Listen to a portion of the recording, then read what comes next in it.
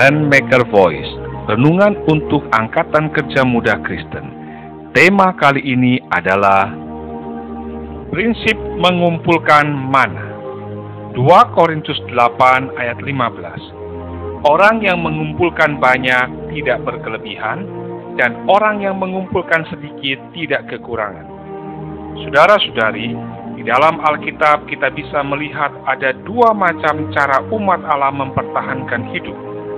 Cara pertama adalah berdasarkan tangan mujizat Allah, seperti yang kita lihat di dalam 2 Korintus 8 ayat 15, di mana Paulus menyamakan pemberian kita kepada orang-orang kudus yang kekurangan dengan perkara mengumpulkan mana. Keluaran 16 ayat 18. Paulus berkata, orang yang mengumpulkan banyak tidak berkelebihan, dan orang yang mengumpulkan sedikit tidak kekurangan. Saudara-saudari, di padang gurun, bangsa Israel tidak bercocok tanam, ataupun menabur, ataupun menuai. Sebaliknya, mereka mengumpulkan mana yang diturunkan oleh Allah dari langit secara ajaib.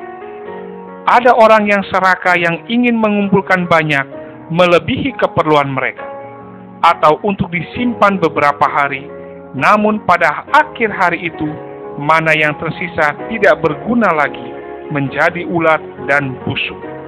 Keluaran 16 ayat 19-20. Sebaliknya, orang yang lemah dan tidak mampu mengumpulkan banyak mana tidak kekurangan apapun. Inilah cara ilahi Allah dalam menyeimbangkan suplai sehari-hari di antara anak-anaknya oleh kedaulatan tangannya yang ajaib. Menurut konsepsi Paulus, hari ini kita berada di padang gurun. Setiap hari kita bekerja, namun sebenarnya sedang mengumpulkan mana. Tetapi pengumpulan uang kita ini harus beralih kepada pemberian. Sedikitnya perkataan Paulus di sini menyiratkan bahwa sebagai anak-anak Allah kita tidak boleh serakah. Kita berpikir bahwa jika mendapatkan banyak uang, kita dapat memakai semuanya untuk diri kita. Harta kekayaan kita sangat jarang yang bisa bertahan sampai 3 generasi. Amsal 23 ayat 5 berkata, kalau engkau mengamat-amatinya, lenyaplah ia. Karena tiba-tiba ia berkitab, lalu terbang ke angkasa seperti Raja Wali. Cara yang kedua dalam hal pemberian materi adalah diibaratkan dengan menabur dan menuai. Di dalam 2 Korintus 9 ayat 6, di dalam terjemahan langsung dikatakan, camkanlah ini, orang yang menabur sedikit akan menuai sedikit juga. Orang yang menabur banyak atau menabur dengan berkat akan menuai banyak, yaitu menuai dengan berkat.